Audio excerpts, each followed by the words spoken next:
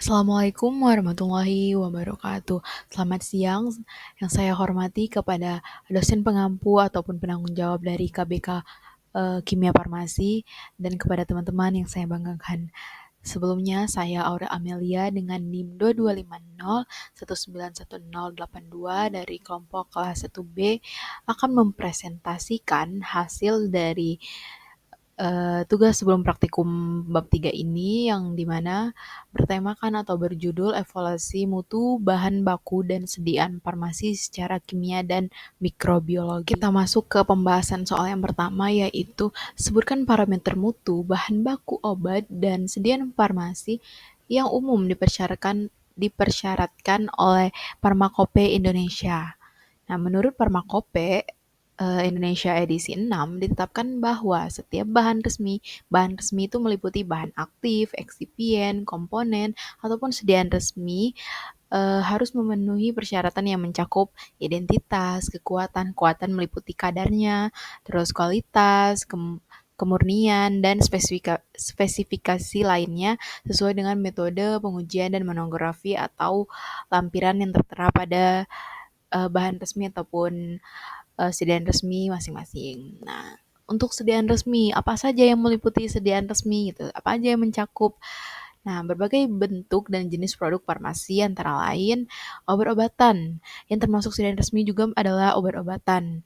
Nah, yang termasuk dari obat-obatan itu apa saja? Ada tablet, kapsul, sirup, injeksi, salep, dan bentuk lain yang digunakan untuk pengobatan, pencegahan, atau diagnosis penyakit. Terus selanjutnya juga ada sediaan steril dan non steril. Seperti apa? Yaitu seperti larutan infus, injeksi, dan sediaan topikal ataupun ya sediaan steril dan non steril lainnya. Nah, yang selanjutnya juga ada sediaan herbal. Nah, jika tercantum dalam Farmakope Herbal Indonesia atau standar resmi lainnya, itu untuk sediaan resmi. Jika tercantum dalam FHI atau standar resmi lainnya. Jadi kita tidak bisa sediaan herbal tuh jamu di pinggir jalan tuh bisa jadi, cuman kan harus tercantum pada Farmakope Herbal Indonesia ataupun standar resmi lainnya. Nah, misalkan dan selanjutnya ada kosmetika dan produk kesehatan dalam konteks tertentu. Kosmetika yang memenuhi standar keamanan dan tercantum dalam regulasi resmi juga dapat dikategorikan sebagai sediaan resmi. Terus yang selanjutnya adalah alat kesehatan tertentu bila tercantum dalam regulasi dan memenuhi persyaratan mutu dan keamanan di uh, dalam literatur resmi lainnya. Kita lanjut pada pembahasan soal pertama, yaitu ada parameter mutu bahan baku obat. Nah, yang pertama itu ada pemerian. Pemerian itu untuk apa? Untuk mengetahui bentuk, bau, warna. Atau biasa juga kita sebut uji organoleptis, yang sering kita kenal. Nah, yang kedua itu ada kelarutan, untuk mengetahui kemampuan suatu zat terlarut dalam suatu pelarut. Nah, kelarutan ini juga kita dapat mengetahui senyawa tersebut polar atau non-polar. Seperti contoh, misalkan pelarutnya itu air, tapi zat tersebut tidak larut dalam air, maka kemungkinan besar zat tersebut nonpolar. Nah, yang ketiga ada identifikasi untuk memastikan bahan baku obat. Nah, identifikasi ini bisa kita melakukan dengan reaksi kimia, kromatografi, ataupun spektrofotometri. Nah, yang keempat itu ada uji batas, menentukan cemaran pada bahan baku obat. Cemaran itu ada cemaran organik, anorganik, dan sisa-sisa pelarut. Nah, yang kelima ada penetapan kadar. Penetapan kadar itu untuk menentukan kandungan zat aktif dalam persen ya. Dan sifat fisika kimia yang meliputi jarak lebur, pH. Kita masuk ke pembahasan yang kedua, yaitu parameter mutu sediaan farmasi. Sebelumnya kita sudah membahas tentang parameter bahan baku farmasi. Sekarang kita bahas tentang sediaan farmasinya. Nah, yang pertama itu ada identifikasi. Identifikasi itu adalah proses mengenali dan memastikan jenis, bentuk, serta komposisi obat atau produk farmasi untuk menjamin keamanan, efektivitas, dan kualitas. Sebelumnya, di awal juga kita telah membahas sediaan resmi farmasi itu apa saja. Nah, tujuan dari identifikasi itu apa? Untuk menentukan keaslian dan kemurnian bahan aktif ataupun produk jadi. Terus untuk memastikan juga kesesuaian bentuk sediaan dengan indikasi terapeutiknya. Terus ada juga untuk mendeteksi kontaminasi atau degradasi bahan selama penyimpanan atau distribusi, dan juga untuk menyesuaikan dengan standar Pharmacope seperti Pharmacope Indonesia, USP atau BP atau British Pharmaceutical. Nah, metode identifikasi itu apa saja? Ada organoleptis tadi yang meliputi pengamatan warna, bau, rasa, bentuk fisik gitu.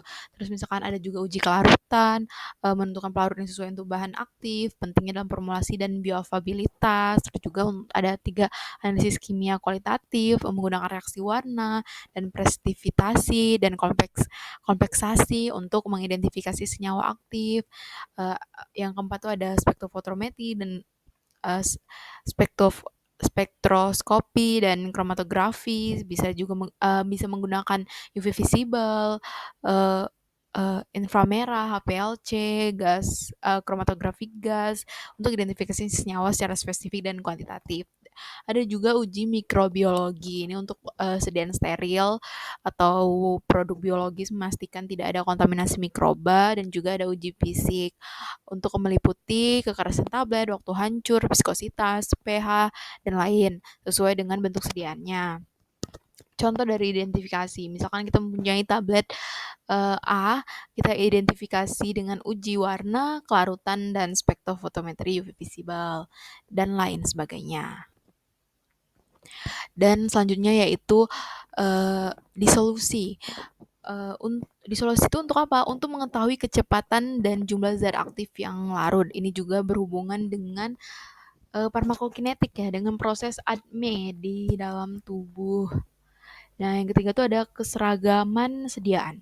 Keseragaman sediaan ini untuk memastikan setiap unit sediaan mengandung zat aktif dalam batas yang diizinkan dan sesuai dengan uh, yang tertera pada etiket dan labelnya. Jadi keseragaman sediaan itu kita gunakan apabila bobot dari zat aktifnya itu kurang dari 25 miligram atau 25%. Kita gunakan keseragaman sediaan untuk menguji kandungan zat aktifnya tuh sesuai atau tidak dengan dengan etiketnya, dengan yang tertera di informasinya gitu.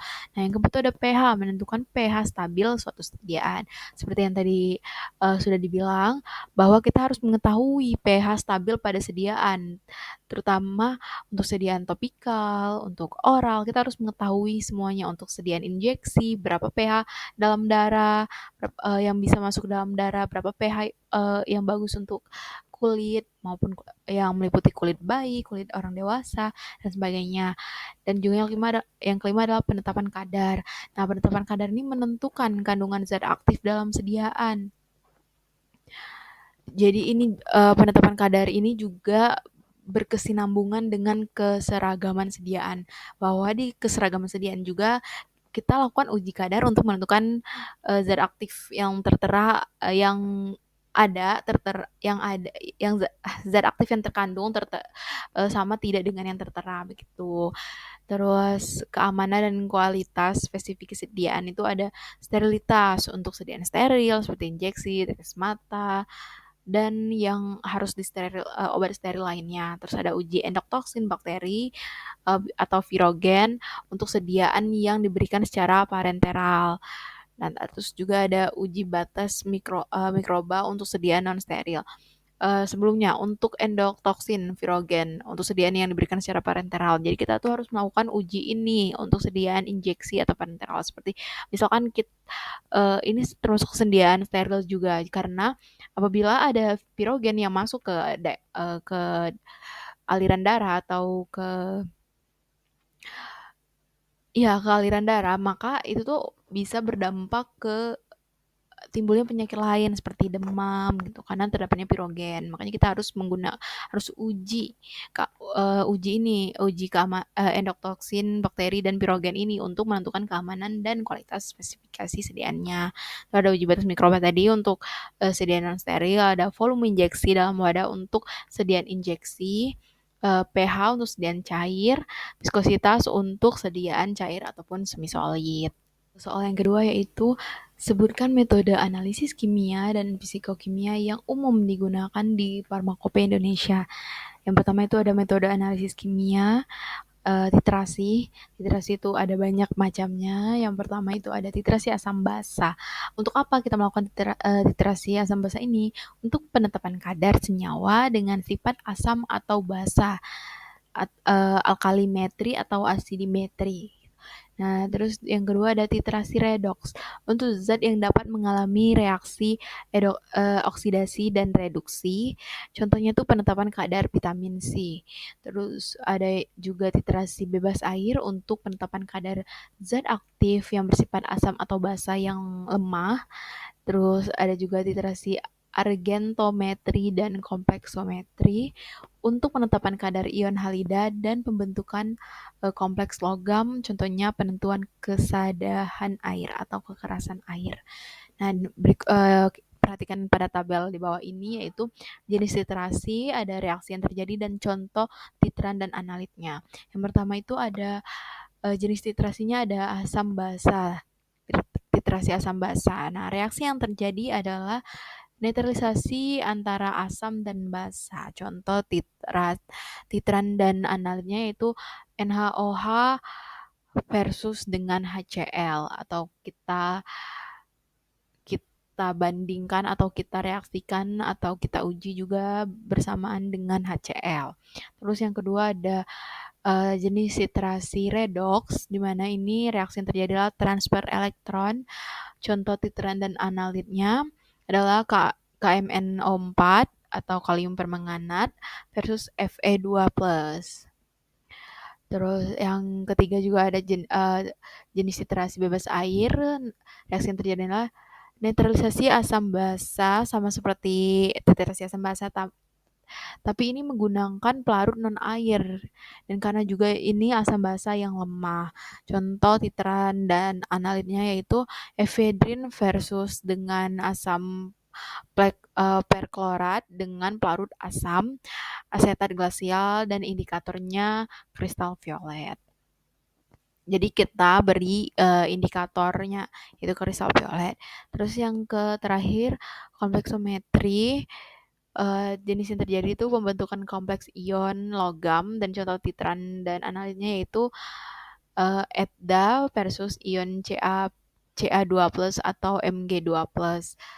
Nah, untuk yang sebelumnya, untuk yang bebas air itu indikatornya itu ada juga kertas kristal violet, ada juga methylene blue, tergantung senyawanya asam atau basa dan juga tergantung pelarut yang kita pakai. Membahas adalah spektrofotometri karena sebelumnya kita telah membahas tentang titrasi. Sekarang spektrofotometri. Spektrofotometri adalah metode analisis kuantitatif yang mengukur seberapa besar cahaya yang diserap atau ditransmisikan oleh suatu zat pada panjang gelombang tertentu untuk menentukan konsentrasi atau identifikasi zat tersebut.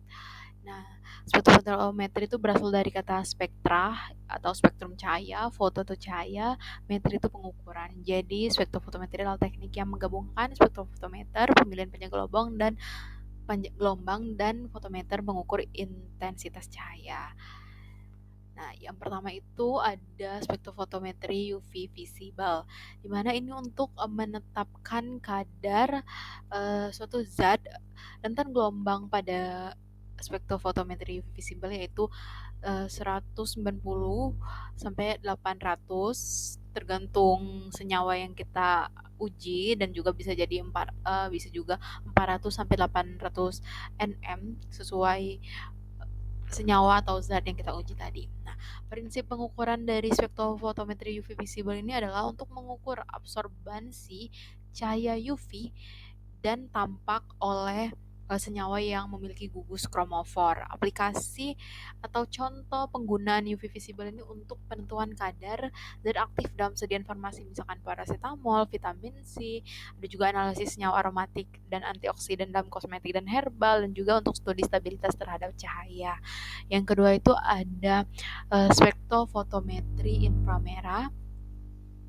Ini untuk identifikasi bahan baku obat dengan membandingkan spektrum sampel dengan spektrum bahan baku pembanding. Nah, rentan gelombangnya ini 800 sampai 2500 nm itu untuk jarak yang dekat, dan juga bisa sampai 25.000 nm itu untuk jarak yang jauh atau inframerah yang jauh.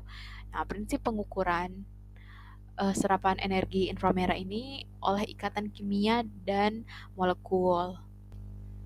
Untuk spektrofotometri inframerah ini juga bisa diaplikasikan pada identifikasi gugus fungsi seperti OH, NH, ikatan rangkap lainnya gitu. Terus juga bisa verifikasi struktur senyawa organik, kontrol kualitas bahan baku dan produk jadi. Nah, kita lanjut ke spektrofotometri serapan atom massa atau SSA. Rentan gelombangnya itu ada di 190 sampai 900 nm, itu pun tergantung pada senyawa atau zat yang diuji. Nah, prinsip dari SSA ini yaitu atom bebas menyerap cahaya pada panjang gelombang yang spesifik. Tuh, SSA ini bisa diaplikasikan untuk analisis logam berat seperti Fe, Zn, Cu, Pb dalam sediaan farmasi dan kosmetik. Dan juga bisa jadi uji cemaran logam dalam bahan herbal, di dalam bahan herbal. Bisa uji cemaran logam dalam bahan herbal. Makanya SSA ini adalah untuk uji batas logam berat dan menetapkan kadar unsur logam berat. Berikut contoh gambar yang pertama atau yang paling sebelah kiri, yaitu spektrofotometri UV visible. Yang tengah itu contoh dari spektrofotometri inframerah, dan yang terakhir yang paling kanan atau yang ketiga itu SSA atau spektrofotometri serapan atom. Kita masuk ke pembahasan yang kedua, yaitu metode analisis fitokimia. Karena sebelumnya kita telah membahas metode analisis kimia, sekarang fitokimia. Nah, fitokimia di sini yaitu kromatografi. Apa itu kromatografi? Yaitu teknik pemisahan campuran senyawa berdasarkan dengan perbedaan kecepatan migrasi masing-masing komponen antara dua fase, yaitu fase gerak atau mobile fase dan fase diam atau stationary fase.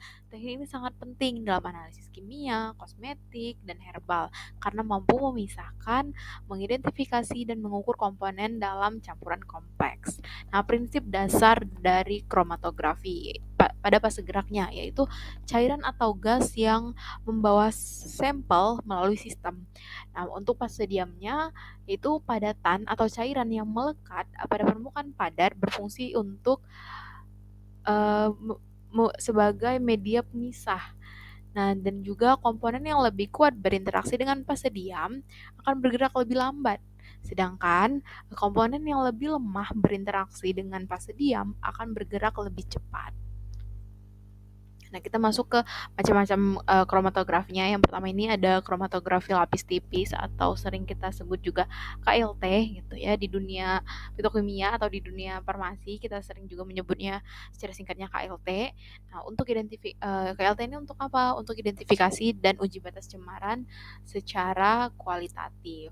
Nah, di tabel bawah ini kita lihat fase diamnya itu atau media fase diamnya ada berupa silika gel, bisa juga alumina, dan bisa juga plat kaca ataupun plastik.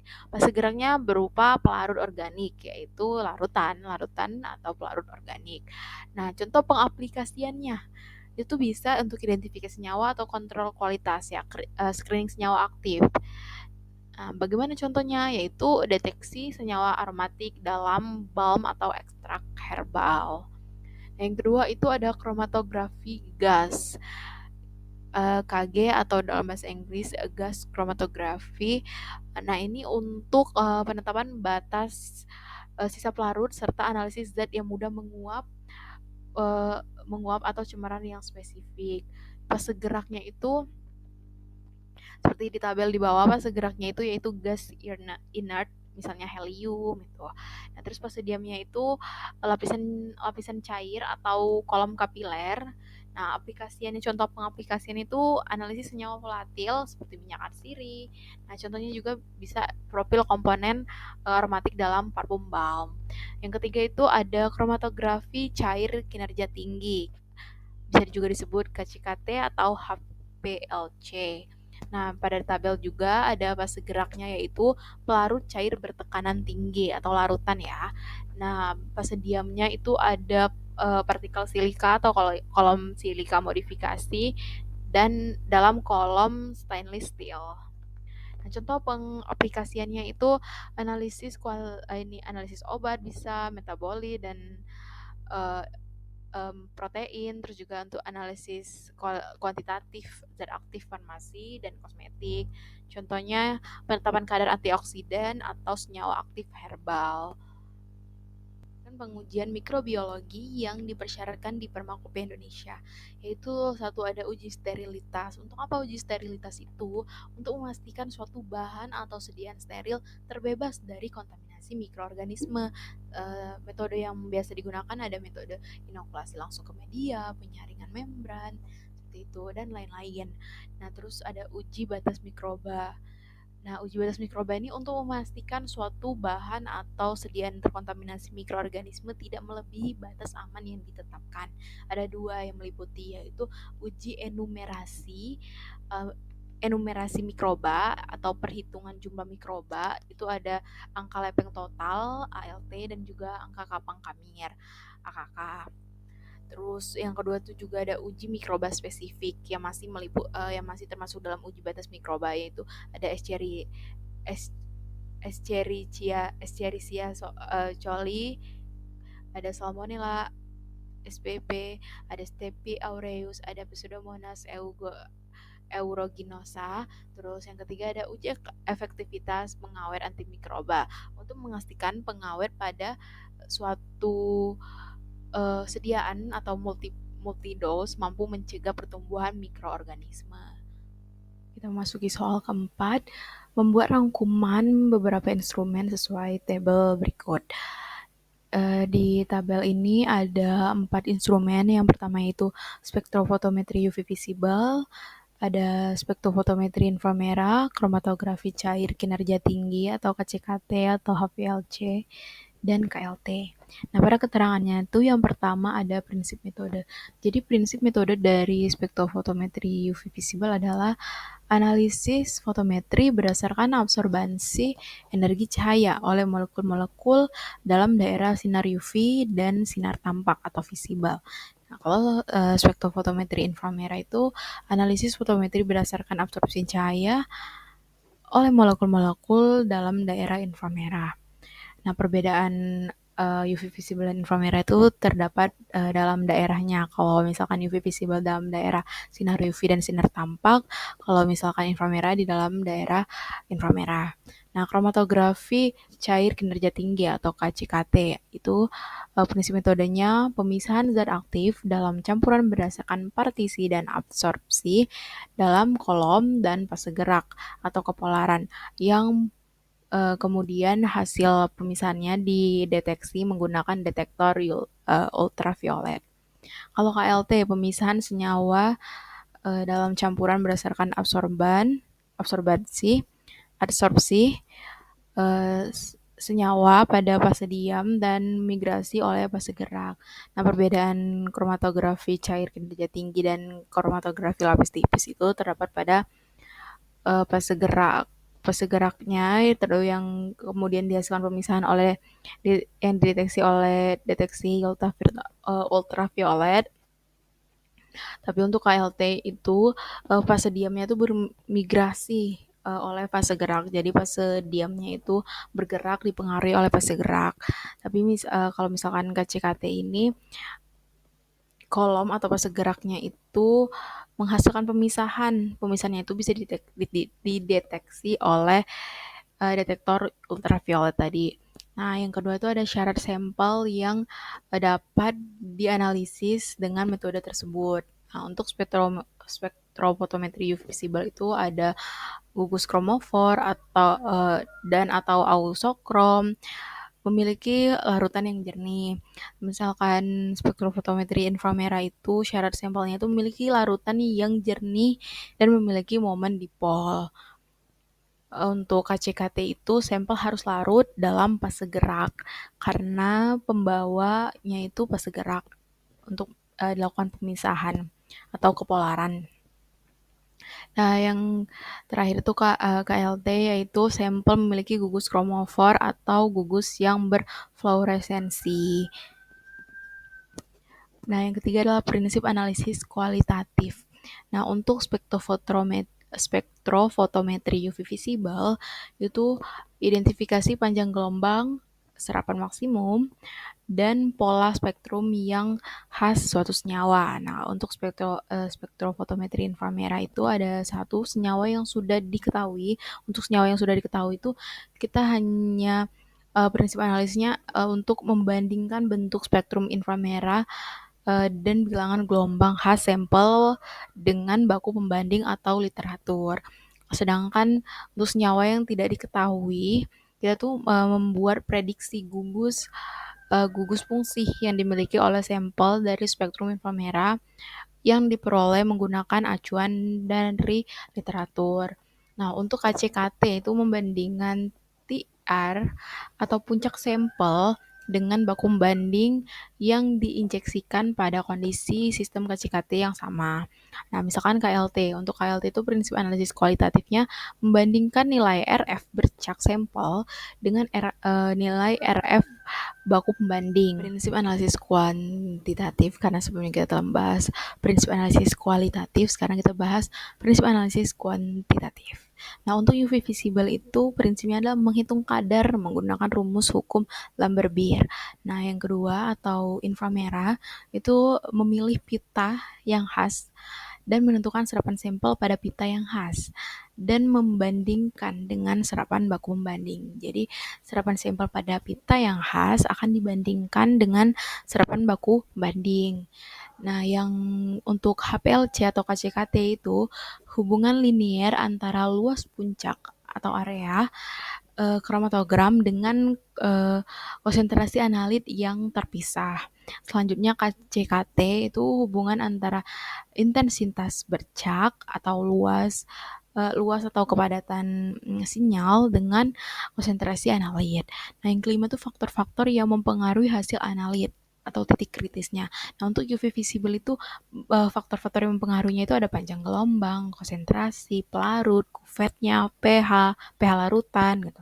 Nah, kalau untuk inframerah itu ada prepasi sampel itu seperti menggunakan KBR, terus juga resolusi spektrum.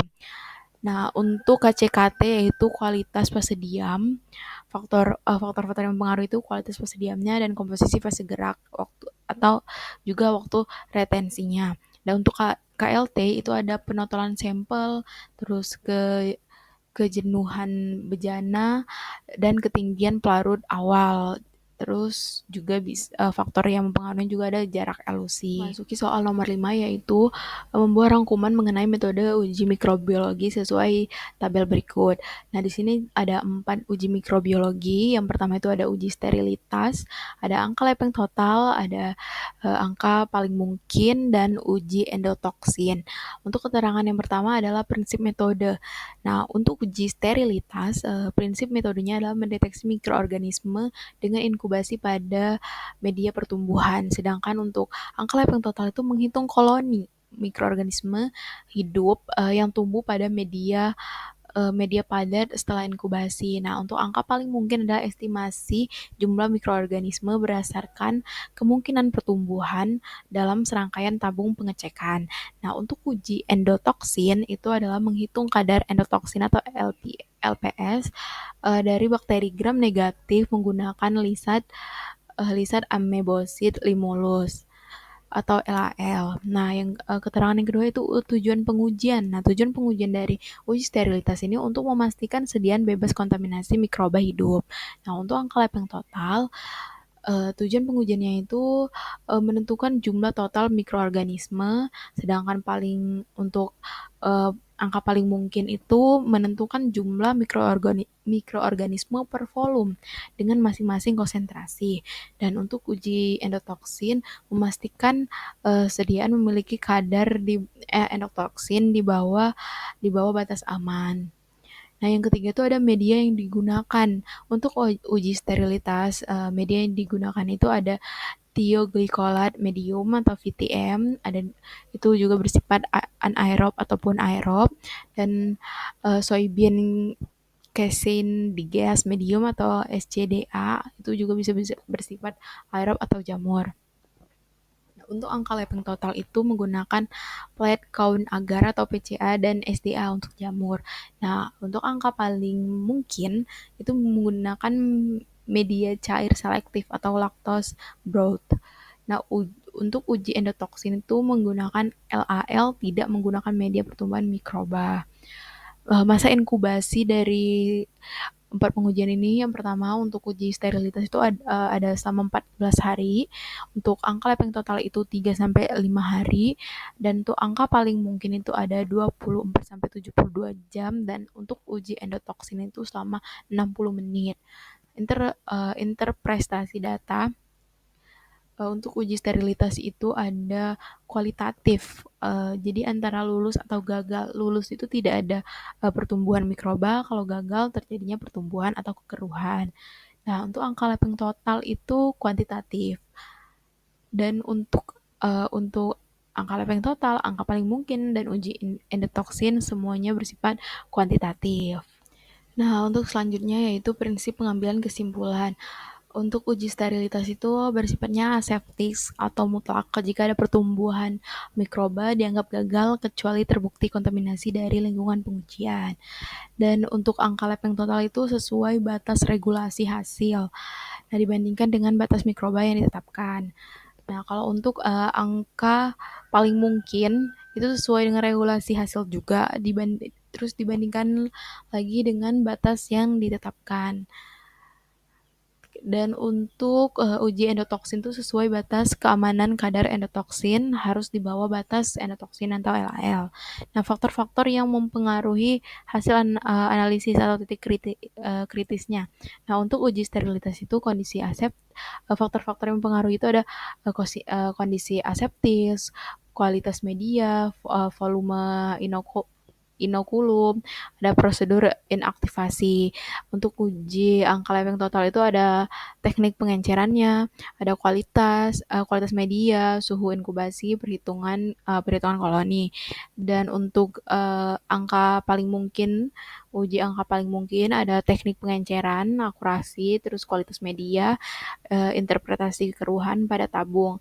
Untuk perbedaan faktor antara angka lab yang total dan angka paling mungkin terdapat pada suhu inkubasi dan perhitungan koloni, sedangkan pada angka paling mungkin ada interpretasi kekeruhan pada tabung.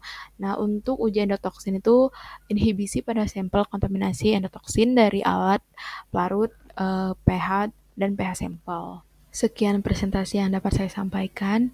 Apabila terdapat kesalahan baik perkataan maupun perbuatan, saya mohon maaf. Dan semoga materi yang telah saya sampaikan ini menjadi bekal untuk kita melaksanakan praktikum nanti. Saya akhiri. Wassalamualaikum warahmatullahi wabarakatuh.